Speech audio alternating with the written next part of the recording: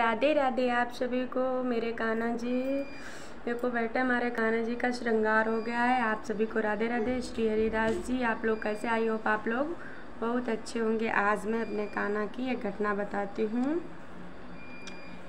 एक बार की बात है, जगन्नाथपुरी के पास एक गांव के एक बूढ़ा आदमी था।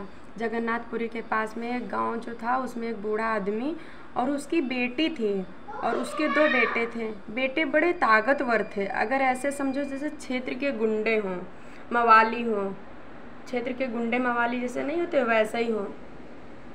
तो वो जो गुंडा थे वो बहुत ही बड़े दमदार थे। तो 2 भाई एक बहन, बूढ़ा बाप। एक दिन बाप का मन हुआ, मैं वृंदावन बिहारी जी के दर्शन करके आऊँ, भगवान का दर्शन करके आऊँ, श्री कृष्ण भगवान का अपने मैं दर्शन करके आऊँ। तो गांव का एक बढ़िया सा लड़का, जवान, सुंदर, सुशील, उसके साथ एक बूढ़ा आदमी बोला, बेटा तेरा खर्चा मैं उठाऊंगा, तू हमें तीर्थ यात्रा करा दे। कि मैं तेरा खर्चा उठा दूंगा तो हमें तीर्थ यात्रा करा दे, क्योंकि मेरे बेटे तो गुंडे हैं। मेरे बड़े बेटे जो हैं, छोटे बेटे, दोनों ही बहुत बड़े दुष्ट हैं। तो हम इनको कैसे ले जाएंगे? ये तो हमें ले भी नहीं जाएंगे और इनके साथ हम जा भी नहीं सकते। ज़रा तू मुझे तीर्थ यात्रा करा दे। तो गांव का वह लड़का, उसके ना तो बाप था, ना तो माँ थी, ना तो भाई था, ना तो कोई बहन उसकी थी, और वह बहुत भोला था, सीधा साधा था, लेकिन जगन्नाथ जी का बहुत ही बड़ा भक्त था। जगन्नाथ जी का बहुत ही बड़ा भक्त था। तो चलो तीर्थ यात्रा हम भी चलते हैं। उसी लड़के ने कहा, तो चलो बाबा तीर्थ यात्रा हम भी चलते हैं। तो वह बच्चा, वह बूढ़ा, दोनों चल दिए। दोनों चलते चलते वृंदावन में आए।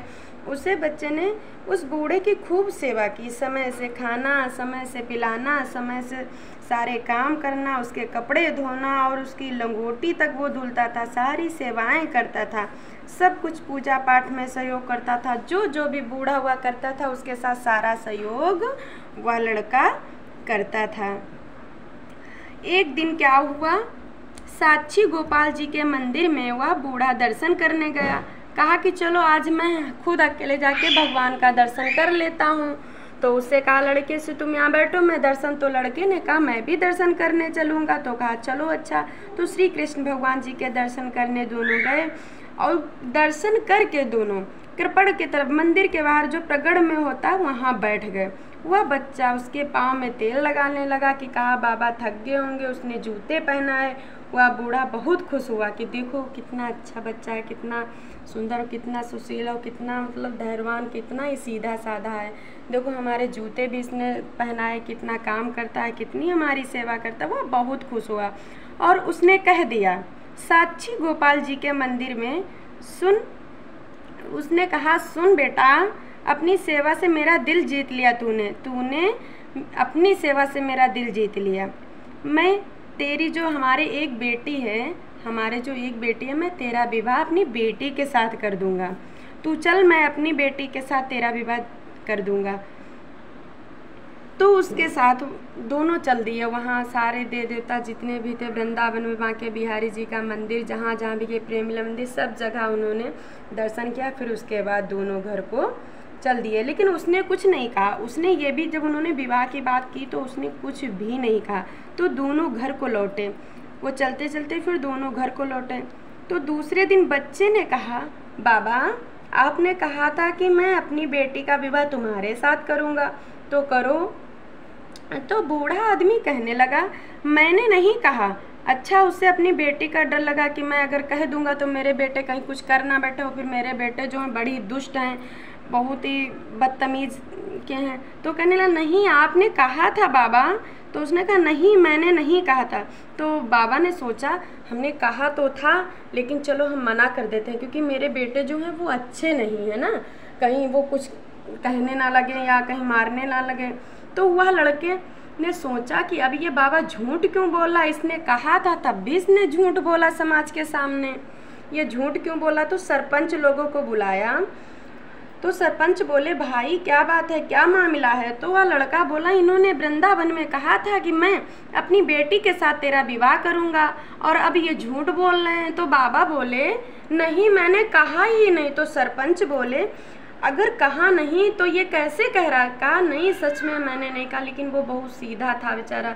तो सरपंच जी बोले, अगर तुम दोनों के बीच कोई हो तो गवाही देने वाला, तो हम तुम्हारी बात मानेंगे, तो विवाह भी हो सकता है। तो बाबा तो जानता ही था कि हम दोनों के बीच कोई नहीं था। तो बाबा ने कहा नहीं, हम दोनों के बीच जब बातें हो रही थी तब कोई था ही नहीं। तो लड़के ने कहा, वो तो बहुत भोला भाला और सीधा था, उसने कहा नहीं था। तो कहा कौन सरपंच जी बोले कौन था? तो उसने कहा साक्षी जी गोपाल थे मेरे। जब इन्होंने ये बात कही तो कहा तुम्हारे साक्षी जी गोपाल तुम्हारे भगवान जी? कहा हाँ मेरे भगवान जी थे। तो कहा तुम्हारे भगवान जी क्या तुम्हारी गवाही देने आएंगे? कहा हाँ मेरे भगवान गवाही देने आएंगे। मैं अपने भगवान के पास जाऊंगा, गोपाल जी के पास जाऊंगा, उनको बुला के लाऊंगा, वो गवाही देंगे कि मैंने झूठ नहीं बोला है, बाबा ने खुद कहा था। तो उसके बाद जो है ये गए पैदल ही पैदल। जो बच्चा था वो बेचारा रात में पैदल ही पैदल वहाँ धीरे धीरे हजारों कोसों मील बेचारा पहुँच गया वहाँ मंदिर वृंदावन बिहारी लाल के पास। फिर साक्षी गोपाल जी के पास पहुँचा। वहाँ धीरे धीरे जाते जाते वहाँ बहुत भोला था बेचारा, बहुत गिड़गिड़ा के रोने लगा। वहाँ पहुँच गया पैदल ही पैदल। उसके पास पैसे तो थे नहीं, किराया तो था नहीं जो अगर किसी गाड़ी घोड़ा से जाता, और उसके पास भी गाड़ी घोड़ा नहीं था जो उसके पास जाता। तो वहाँ पैदल ही पैदल हजारों कोसों दूर बेचारा मंदिर में पहुँच गया और भगवान के पैर में पड़ गया और बहुत रोने लगा। कहा भगवान हे प्रभु, मुझे शादी करने का कोई शौक़ नहीं है। हे श्री गोपाल जी महाराज, साक्षी जी महाराज, आप ही बताइए, मुझे शादी करने का कोई शौक़ नहीं है, लेकिन मुझे समाज के सामने झूठा ठहरा दिया गया। हे प्रभु, मुझे समाज के सामने झूठा ठहरा दिया। हे गोपाल जी आप चलो, नहीं तो मैं अपने प्राण त्याग दूंगा। अगर आप नहीं चलते हैं तो हम अपने प्राण पक्का त्याग देंगे, क्योंकि हमें जो है झूठा ठहराया गया। हमें शादी करने की कोई शौक़ नहीं, ना हमारा मन है शादी करने का। लेकिन जो बाबा ने बोला था वही हम बाबा से कहने गए थे, लेकिन बाबा ने जो है झूठ बोल दिया। तो उसी में भगवान बोले अच्छा रो मत। वो बहुत तेज़ी से रो रहा था, मैं अपने प्राण त्याग दूंगा, भगवान बोलो मेरे साथ चलोगे या नहीं। तो भगवान बोले अच्छा एक काम कर, रो मत, ये बता।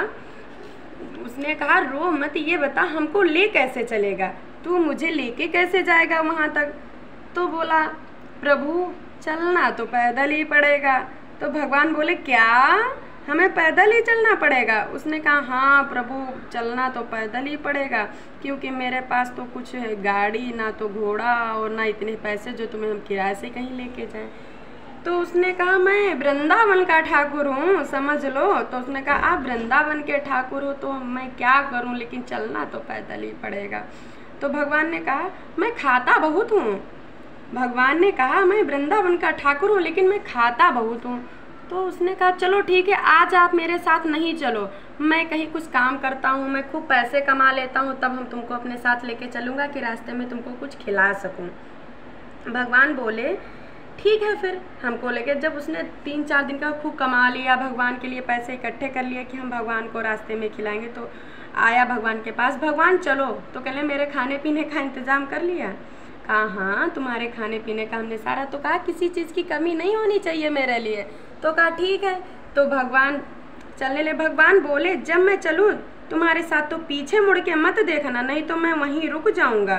तो अब बोला ठीक, हमें पता कैसे चलेगा आप मेरे साथ चल रहे हैं? तो गोपाल जी बोले मेरी पायल छम छम छम की आवाज़ आएगी, अगर मेरे पायल की छम छम की आवाज़ आ रही तो समझ लेना मैं तुम्हारे साथ चल रहा हूँ। तो कहा ठीक है।